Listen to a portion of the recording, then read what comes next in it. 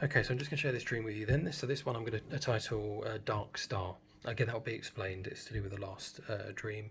But this one took place on the 7th of January 2025. Recording this now in August 2025, so roughly sort of 7 months ago.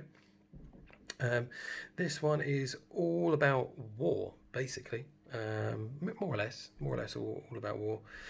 So it's split into quite a few different sections. So the first section, how it starts is I'm basically talking modern day. I'm talking with friends. We're all talking about our grandparents and what they did in the war and stuff like that.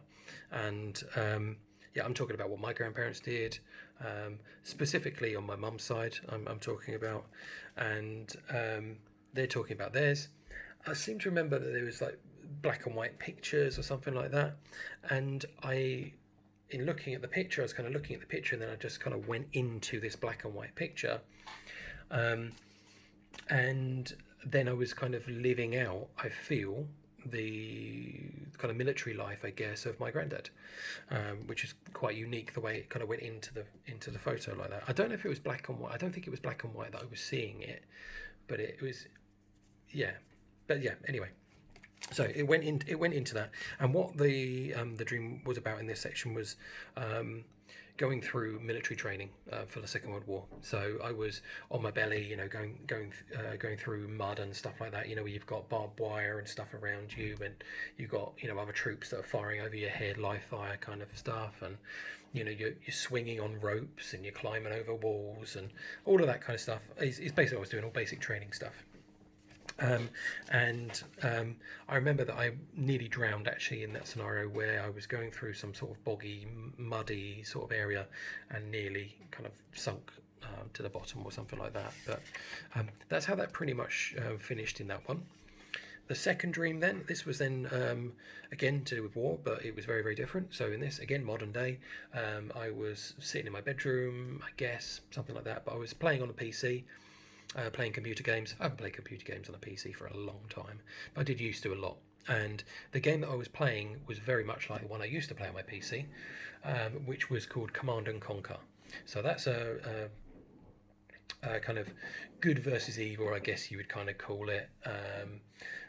Where you get to choose to be the good guys or the bad guys, and then you basically build up a base, and then they'll build up a base somewhere, and then you'll go and attack them. You'll build up your infantry units, you'll build up your tanks. Maybe if you've got water on your map, then you've got boats and all sorts of stuff like that. You start off with a little base, and then you build up your power stations, your barracks, your vehicle manufacturing places, all that kind of stuff. So that's what was happening. I was just having a brief go on that, but I was kind of guided by somebody else. So so there was actually someone from reality who's a YouTuber and also an author, done stacks and stacks of books. He does a lot of actual ancient scroll interpretation. What's it called? In what am I trying to say?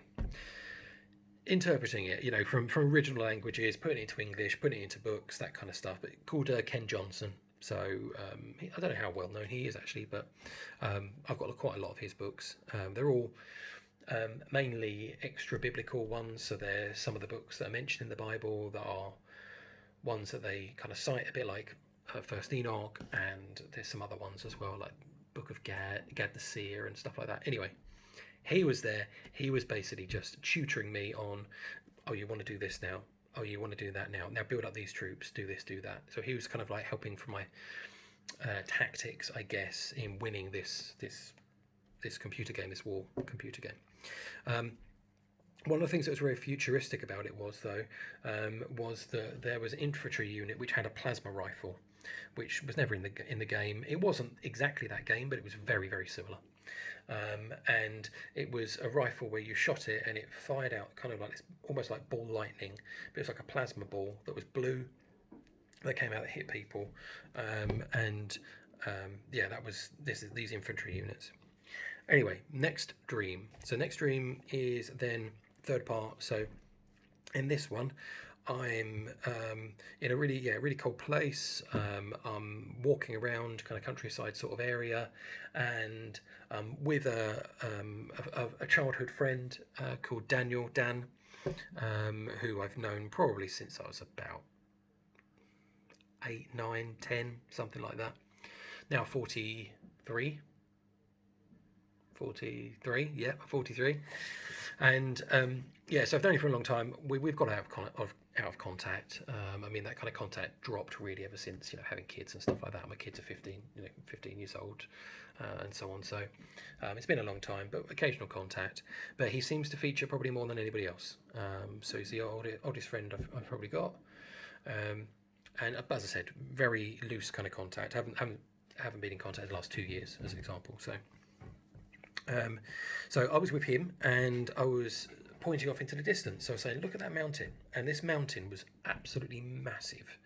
It was the mountain where almost you can look from almost like to your side, to your other side, and you're tens of miles away. And this mountain just dominates the skyline. It's absolutely massive, absolutely massive. And I said to him, again, I'm not sure if it's a bragging way, but I said, oh, I climbed that mountain over there. And he kind of like looked at me and was like, oh, I'd really like to do that as well. You know, and he was really keen to do it. So we started trudging through all the snow. And there was snow here, so obviously it was quite a snowy mountain, but I'm not sure it had snow all the way up or whatever it was. I don't know if it was like an Everest kind of sort of thing or not really, but yeah, as I said, we set off, and that's really all there was to that one, other than to say, as I said, his name is Daniel. And when I looked up, because I remembered in my mind that there's some scriptures where it talks about the mountain that kind of dominates the whole world. And I actually thought it was in Revelation, but I think there's parts to do with Revelation where it talks about a change in, you know, what is high then is brought low, and all of that kind of things, and how things change. I'm not sure if that's to do with like the new earth kind of scenario, or whether it's part of the sort of tribulation time. I can't really remember, but anyway, I did a quick, you know, sort of Google just to send me in the right direction, and it was actually Daniel 2, which was the one that was kind of made me think about it, where it talks about the mountain, the eternal kingdom filling the earth, which is not that it would fill the earth, but it was, as I said, absolutely huge. Also, is Isaiah 2:2 talks about Mount Zion being the highest peak. So I don't know whether that was meant to represent Mount Zion, possibly. And then obviously you've got in Daniel, haven't you, where it talks about the stone that's, was it, you know, hewn out of not of human hands, that strikes the base of Daniel's statue. Don't know whether it was anything to do with that, but that was really all there was to that part. So next bit is fourth part. I think this is the main part. Yeah, this is the main part. So the fourth dream, and I'm not sure on the order of all of these. I've just put these into the most logical order from where I kind of remember them, but they may be slightly out of order. But this one absolutely was the last dream. And what you'll tend to find, and I have said many times, is the last dream is always the dream it feels like God wants you to remember. And this one will be more elaborate. This will quite often have a mic drop kind of moment where you're just like, whoa, what was that? You know, I get that. I've had that quite a few times. This was sort of like that. It was sort of like that. So main part of this one is, where are we? Yeah. So I'm kind of, so I'm looking up at the sky. I was actually in a car. But I'm looking up the sky. I'm assuming I'm going along in the car, but I'm looking up, and I notice what almost looked like a grid in the sky, which sounds really strange, but it was kind of like lots of dots I could see, just with my eyes, you know, nothing special, but I could just see these dots in lines, so it all just looked a little bit odd to me. Now I remember once actually where I saw that looking up at the stars, and I said, it looks like a grid. All these stars look like they're all connected. They're all two in line. You know, what's going on? It was kind of like that. I was kind of looking at it thinking, this is weird. This sky looks like a grid. Then I noticed that there was, I saw a military plane kind of going over very, very slowly. Almost, I mean, it got to the point where it looked like it was now hovering. And what I could then see is my eyesight then kind of went binocular vision. You know, I didn't have binoculars, but my eyesight did. So the dream zoomed in on this plane, and I could see the little was it like the round circle star in the center and the stripes. I was like, oh, it's a US plane. It was absolutely a US plane. I did also write it had the flag on it, but I mean, obviously they never have a US flag, but that's what I meant by it, the Air Force logo for the United States. Um, yeah. So yeah, the plane itself was very triangular. Now, the reason I decided to do this dream after the previous dream was I had a UFO dream, and they were triangular UFOs going across. Um, Again, this is, I'm not sure when this was actually in comparison to the other one, but I thought, oh yeah, I'll go for this one because it's talking about triangular aircraft this time. So I zoomed in my vision, as I said, saw this logo. There's another plane of a similar specification. Now, what I would say is it's almost like, I quite like watching a lot of stuff about planes. It's actually as a result of this, to be honest. I started to get a few dreams that had planes in, and it kind of just piqued my interest a little bit, and I started to watch quite a few things around planes because I'm trying to identify what I've seen, because it felt like a plane that was not beyond human grasp, like it's maybe, you know, one generation on, or maybe two generations on from where we are at the moment. Future, not present, but not distant future. Anyway, so this plane, yeah, triangular in shape, and then as this plane kind of slows down in this area, I notice it's either that the dots move out, so rather than all being straight, they kind of move slightly. But I think it wasn't that actually. I think it was almost like they lit up or something, and it was like all of these dots in the sky, and it was daytime. All these dots in the sky. Yeah, all these lights in the, I was just thinking, was it daytime? Yes, it was daytime. All these lights in the sky were coming online. It was like they were like powering up, you know, kind of thing. And it was, I could see like a light coming on. And it's like they were repositioning or something. But loads of these all came online at the same time. Yeah, so I then thought in the dream, oh right, this is Elon Musk's SpaceX thing that's coming online, and you know, there must be some sort of military operation, and they're using the satellites for something. I mean, as far as I know, they don't use it for aircraft at all. It's more for ground troops, isn't it? And providing internet and stuff for areas maybe of desert and stuff like that don't have coverage. Anyway, so they're coming online. These dots are obviously satellites. That's now obvious. And this US plane actually shoots down another plane. So it's almost like you have this US plane, just one plane, by the way, just one plane coming in, and then another plane kind of comes up to it, almost like to say, face to face, look, what are you doing here? You're in our airspace. This isn't yours. This one's hovering. This one's hovering. And then what happens is the US plane strikes first and actually shoots this plane down, but it shoots it down in a way I've never seen any current technology happen. Now, it was almost like you blink, you don't see it. So it shot what almost was like not a rocket, because it didn't have any jet trail. It was very short distance that it was firing. Because as I said, these were like not head to head, but they're really, really close, but they were, you know, not a mile away, nowhere near that, you know, much closer than that, just facing off against each other. And it shot this, it was like a bolt coming out, and I wrote down it was like a laser but with no colour. So you could see that it'd been shot because it was like a streak that I could see, but it was so incredibly fast that there was no, as I said, there was no jet trail. It wasn't a laser. It wasn't a beam. It was a single shot that was so incredibly quick. It just ripped through this plane, and it fired this bolt, and then it paused for a second, and then fired a second bolt, like a Hitman double tap sort of thing, you know. And this, I didn't see the plane go down, but then I saw this plane then go off, and it was like, okay, the element of surprise is gone, obviously. So let's get on with the mission. I'll explain a bit more about what I think it could be in a bit, and I'll describe a bit more about the plane itself and stuff like that in a moment. But just to carry on with what happened.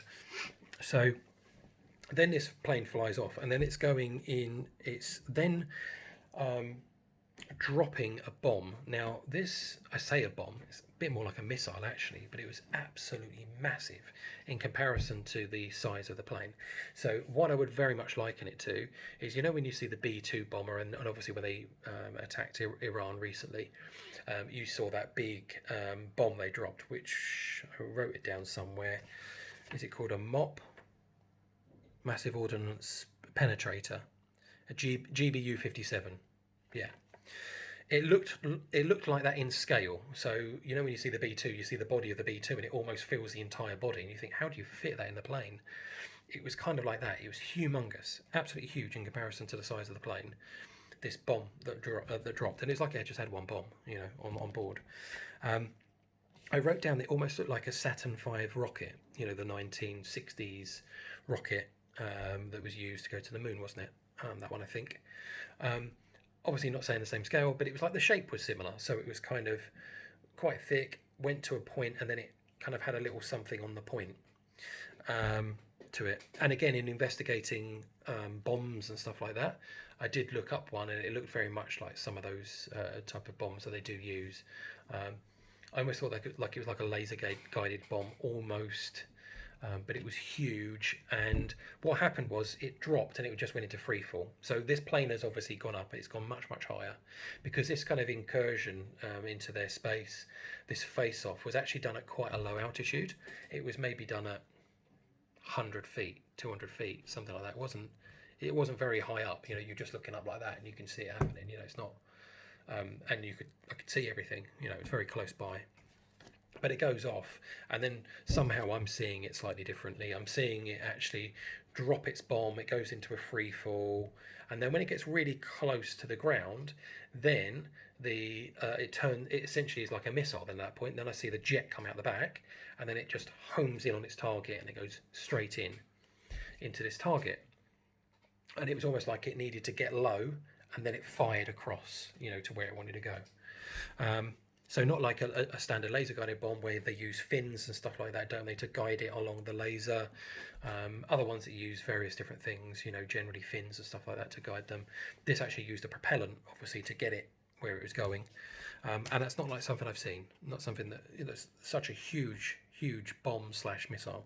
Anyway, so this thing blasts off, smashes into its target. I seem to remember that the road that I was on in this car was kind of like a long tarmac, you know, long road that's going off. And as far as what's around me, it's kind of desolate. You know, it's not desert, but it's like it's not really got much in the way of any kind of vegetation around. So that's the kind of environment. Yeah, the missile goes off, hits the target.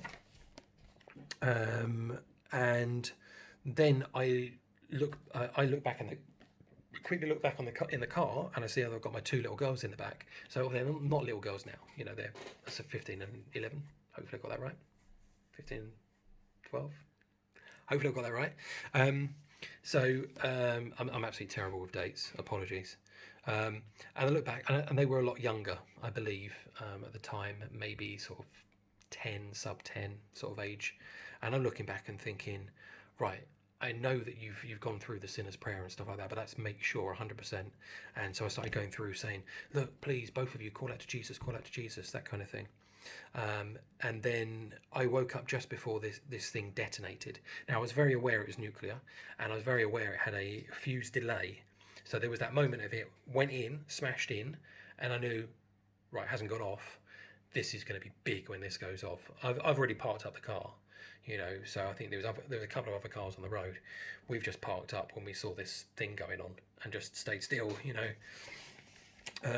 Anyway, so my thoughts on this, right? So what I would, it's obviously a compilation of loads of different dreams. So I've already kind of mentioned some of the bits and pieces with Isaiah and Daniel about that part. First dream about war stuff. It just felt like it was kind of building stuff up war-wise. Almost like it was taking me through wars of the past, wars of the present, wars of the future, maybe something like that. Wars on the computer game, yeah, I don't know what that was to do with tactics and stuff like that. Not really sure, but it felt like I needed to see that plasma weapon, which made me think of it being futuristic. And when I first saw, obviously, this gun firing, why did I do that? Is it a plane? Gun didn't fire like that. But when the gun fired, I thought, is this an energy weapon? Because I was seeing if there's a connection between that Command and Conquer computer game plasma ball thing and this energy weapon, but they were completely different. But it felt very futuristic at the same time. So what I started looking into was the actual plane itself. I don't know if you can see that. Probably won't look particularly great, but that's kind of like the plane. So it was just incredibly triangular, just a full delta wing for the whole wing, and I think it just had like a little bit obviously to see through, and then I think it had like twin jets towards the back end of it. So when I first thought about it, I thought, oh, it reminds me a little bit of the Top Gun movie, the new one, the Maverick one, which is the SR-72, which is actually called the Son of Blackbird. It wasn't that one because again, if you see that from above, it's more curvy in shape. So it wasn't that one. 100% wasn't that one. One that I thought that was very close was actually the SR-91, which is nicknamed the Aurora. It looked a lot like that. And SR-91, yeah, is it that one? But it was very, very triangular shaped. Very, very triangular shaped. It was clearly the US in this example that was the aggressor. So they were looking for, I imagine, some sort of element of surprise. Maybe. I don't know. Or maybe they were just so bold, they just went into this area and thought, what are we going to do? What are we going to do? Stop us, that kind of thing. But this other plane that was investigating it, as I said, it's almost like, like our current, say, 6th gen facing off against a 4 gen. It was just like one kind of hierarchy below the, like an F-35 versus an F-16 or something like that. It was like there's clearly a difference in technology there, but not a million miles away. This thing was still hovering. This other country's one still looked very futuristic looking, but clearly the US one was just another level about its weaponry and everything that it had. But yeah, as I said, this other plane just came in. It was investigating what was going on. I certainly assumed that this bomb was definitely a nuclear one, but the dream ended before actual detonation, so I don't know for sure. But it was just that panic. Even though this thing has fired this missile off a long distance away, because it's, as I said, it's gone up, it's flown off, it's dropped its bomb, its missile's gone off. It's a distance away. But again, I had this kind of binocular vision, almost like I'm seeing it through a camera as to what happened. But it was close enough that I thought I was going to be involved, in some way. So as I said, this happened. When was it? 7th of January, 2025. Now, when I was writing this out in my dream journal, I'm writing this out at, say, 5th of July, 2025. Now, at this point, the US has actually did attack Iran. It was obviously a secret attack. It was using the B-2 bombers. Yeah, they're sort of triangular shaped, but again, I'm not going to say this was a prophetic dream. I'm just going to say the plane that was used looked way more like the stealth fighter, the F-117A, than it looked like anything like the B-2. It looked completely different to the B-2, other than the bomb that was dropped. It looked very chunky in comparison, as I said, to when you saw, or all the media footage of that bomb being dropped, that was huge in comparison. So that's then happened, but interesting parallels. As I said, it was a stealth aircraft for sure. It was a incredibly futuristic looking plane that was used, a massive bomb that was used. There was an element of surprise aspect to what they were looking to achieve. Obviously, they did achieve it with the attack on Iran's nuclear bits and pieces. But as I said, this was clearly future technology. I have actually since been watching a lot of stuff actually about is it the F-22, the F-22 Raptor. There was something that came out really recently. I watched it literally yesterday, and they were talking about how they're looking to create 5.5 generation fighters, because 6th generation fighters are really expensive. They're going to take some time to put together, and they were going to maybe put in an intermediate kind of fleet that was going to have longer range. This is all with China and stuff kind of in mind, of the distance that missiles can travel from China to defend their shores versus aircraft carrier range of boats and stuff. So you can't get the aircraft carriers in close enough to actually send off a lot of traditional fighters, because your aircraft carrier would have to come in within range of actual defensive missiles that would just blow up your aircraft carriers before you can even launch your aircraft to do any kind of bombing raid or anything like that. So what the US is apparently looking into is something that will be able to cover longer distance. So they, for example, they're creating stealth fuel tanks to go on the F-35 fighter jet, so that they can go longer distance. Obviously they haven't put anything, and everything's been, inside the aircraft kind of missiles that fire out, rather than anything under the wing, because otherwise it compromises stealth. So but what they were looking to do is, potentially what was thrown out there was adapting or creating something on a similar frame, I think it was, to an F-22, I believe. But they were extending it and doing all different bits to it. But what was created was 3 iterations. So there was like the current one. Let's make a little tweak here. This is only going to cost a little bit extra. If you want to do this, what we could do is we could add this on. We could add that on, stretch that out. It will have extra missile capability. It'll have extra fuel range capability. Or we can go with this one. Then that's more delta wing. So again, it's more triangular in shape.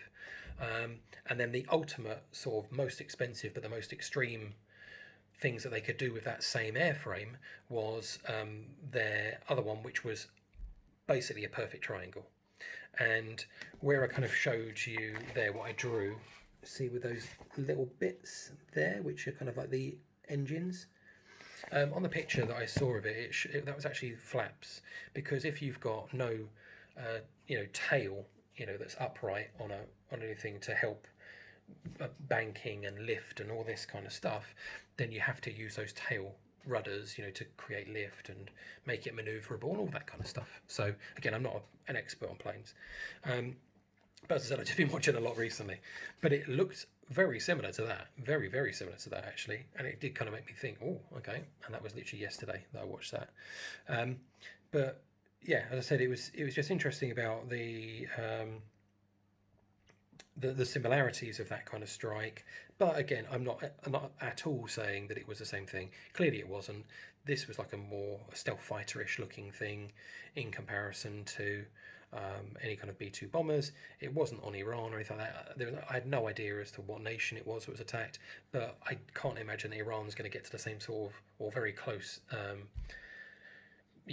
peer adversary to the US. I mean, obviously, if we're looking at peer adversaries, it's going to be more likely China, isn't it? Now, China is making a jet pretty much exactly like that. Very, very similar to that.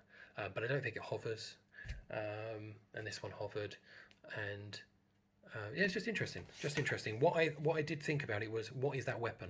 So that weapon that just fired this bolt out, that was so quick, my eye could barely pick it up. So it clearly wasn't just a machine gun. It wasn't loads of bullets going out. It was just like bang, bang, just like that. Super, super quick. And it was obviously really, really powerful. And it made me think of actually, I'd been watching, this was months and months and months ago from when I wrote this, but I was watching stuff about rail guns. And rail guns are obviously electromagnetically propelled shells. So you can just go with a shell that's almost like a dart looking thing. It's super, super pointed because of the speed it goes at. It goes humongous speeds. But they need just massively vast amounts of power to generate the power needed to fire this propellant out. But it doesn't have any explosive on it. It's just the sheer impact of this thing hitting at whatever speed it goes at. It's a phenomenal speed, but it just rips through stuff. But I watched something on it where they were talking about obviously mounting on ships. I've since watched other stuff to say it looks like they've dropped that idea completely now, because of the fact that the barrels that they use for that, they don't last very long because of the sheer friction, and the recoil on these things is just so extreme that you can really only mount them on ships and maybe land-based or something like that, maybe coastal defence or something like that. But It looked like that on a plane, but I googled it and they said, yeah, there's no way you can get that on a plane because the amount of power that's needed. That's why they would put it on like a nuclear ship or something like that, because of the power is available for that kind of thing. But it's all the amount of power, and the firing speed is very, very slow on them. So in comparison to traditional shells, anyway. But they're the sort of things where they fire, and you can literally point at what you want to hit, and it could be miles and miles and miles away. But because of the speed it's going at, it doesn't drop in elevation, very much, because it's not affected by wind or anything. It's just going at such a ridiculous speed that it's just not affected by stuff like that. So it's like a point and fire, and you're going to hit what you're aiming for. You don't have to account for anything else. But yeah, it just said, it would just rip apart the body frame of any kind of plane. So clearly not what it was, but I'm just describing what it looked like. So very, very futuristic. That looked like a railgun, but wasn't. Can't have been. Well, unless they perfect that technology, but it looks like they're just going down different routes of using lasers and stuff like that instead now. And then obviously hypersonic missiles and things like that. So that's it. As I said, I thought it was just an interesting one. I did actually want to, because I saw this as nuclear, so I thought, oh yeah, brilliant, I'll cover this one off. I'm searching for one that's actually very, very different, as to do with, again, an evangelistic thing, where I'm like, a bomb's going off, and I'm saying to my wife in that one, look, you've got to put your faith in Jesus, etc., etc., etc. Literally, when my everything view is whiting out, from a nuclear bomb. I've got to find that one. That was really, really interesting. But hopefully this one was interesting as well. Again, apologies, it's quite long, but just wanted to go through some of the technology and those kind of bits and pieces. But as I said, hopefully it was interesting. Thanks for your time. What I did want to say, just want to bolt this on at the end, is because it's an evangelistic dream, because I was talking to my children saying put their faith in Jesus. I want to just read Romans 10, 9 to 10, very briefly. So if you're looking to put your faith in Jesus, this is what the Bible says, literally is all you really need to do. So as I said, I'll quote then. So if you declare with your mouth Jesus is Lord, and believe in your heart that God raised him from the dead, you will be saved. For it is with your heart that you believe and are justified, and it is with your mouth that you profess your faith and are saved. Okay, so just a little bit on the end, I'm trying to put this kind of scripture into a lot more of my videos, because they feel quite generic dream videos otherwise. Thanks for your time.